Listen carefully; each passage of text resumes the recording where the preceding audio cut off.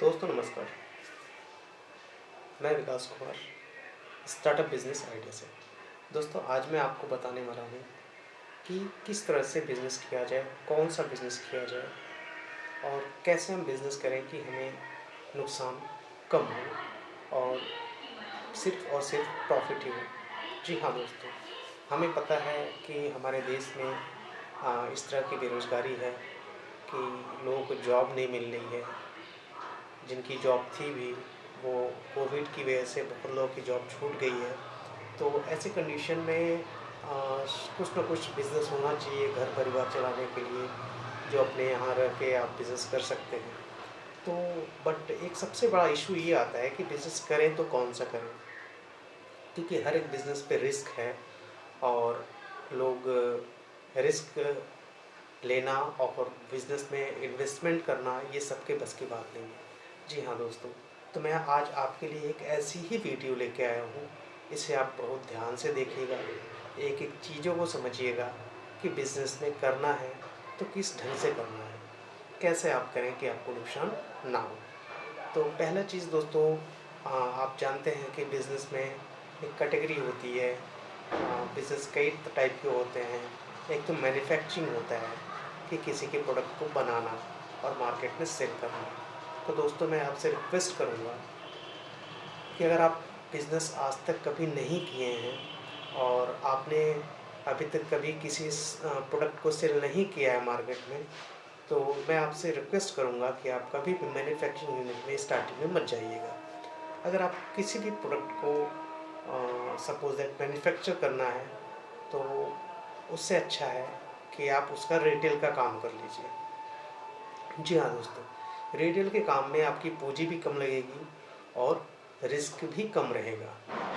In case अभी हमें एक देखते हैं, अगर आप मैन्युफैक्चरिंग के बारे में सोच रहे हैं तो जस्ट आप इमेजिन करके देखिए, जस्ट आप कैलकुलेट करके देखिए कि अगर आप मैन्युफैक्चरिंग करते हैं, एक एग्ज़ाम्पल लेते हैं स्लीपर मेकिंग मशीन का।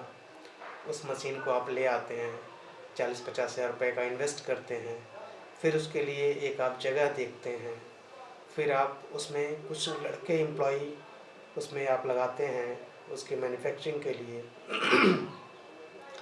तो वो लड़के मेहनत करते हैं, मैन्युफैक्चरिंग करते हैं, फिर आप उनकी ये पैकिंग करेंगे।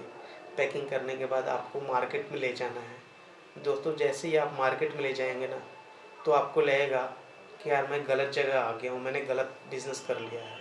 क्योंकि मैन्युफैक्चरिंग फील्ड ऐसा है ना कि उसमें अगर आप बहुत बड़े लेवल पे करते हैं तब तो आप कामयाब होंगे, छोटे लेवल पे करते हैं तो नुकसान होने के चांसेस ज़्यादा ही रहते हैं। तो जब आप मार्केट में उस स्लीपर को लेके जाएंगे ना, पैकिंग करके सारी चीज़ करके, तो आपको लगेगा कि जो रेट, जो लागत, जो इन्वेस्टमेंट मैंने इसको बनाने में किया है उतना ज़्यादा मुझे प्रॉफिट नहीं हो रहा है। क्योंकि आपको अभी तक मार्केटिंग के बारे में पता भी नहीं है कि मार्केट में इसको सेल कैसे करना है। जब तक आपको सेल करना नहीं आएगा तब तक आप प्रोडक्ट बना कर रख लीजिए, कोई फ़र्क नहीं पड़ेगा। मेन होता है सेल होना।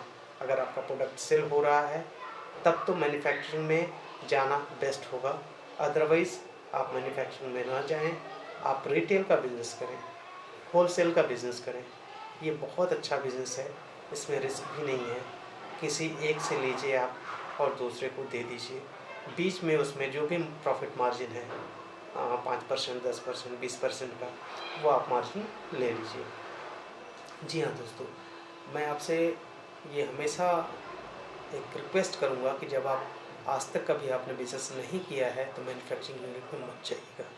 अगर आप मैन्युफैक्चरिंग यूनिट में जाते हैं, मैन्युफैक्चरिंग करना चाहते हैं और आपको थोड़ा भी अनुभव नहीं है, बेचने का थोड़ी भी जानकारी नहीं है, थोड़ा भी कला नहीं है, तो आप बिज़नेस नहीं कर पाएंगे और आप बर्बाद हो जाएंगे। जी हाँ, बिल्कुल कह रहा हूँ, आप बर्बाद हो जाएंगे, आप परेशान हो जाएंगे। 1 साल 2 साल करेंगे, इसके बाद आपको लगेगा कि मुझे नौकरी कर लेनी चाहिए, क्योंकि जितना मैंने इन्वेस्टमेंट किया, जितना मैंने टाइम लगाया, उसके हिसाब से आउटपुट नहीं आ रहा है। तो दोस्तों अब आपकी चॉइस है, आपको कैसे करना है। अगर आप मेरी बातों को मानते हैं, मेरी बातों को समझते हैं, तो अब दोस्तों आप मैन्युफैक्चरिंग यूनिट में कभी मत जाइएगा स्टार्टिंग में। अगर आपके पास एक लंबा अनुभव हो जाता है, एक मार्केट आपकी बन जाती है, मार्केट पूरी बिल्ड हो जाती है, फिर आप मैन्युफैक्चरिंग में आइए आपका मोस्ट वेलकम है। तो आपको कोई प्रॉब्लम नहीं होगी। लेकिन सबसे पहले किसी प्रोडक्ट के बारे में, किसी भी उसके बारे में आप रीसेलिंग के में आइए, होलसेल का काम कीजिए, लेकिन मैन्युफैक्चरिंग में मत जाइएगा, क्योंकि मैन्युफैक्चरिंग पे आपको रेट नहीं मिलेगा।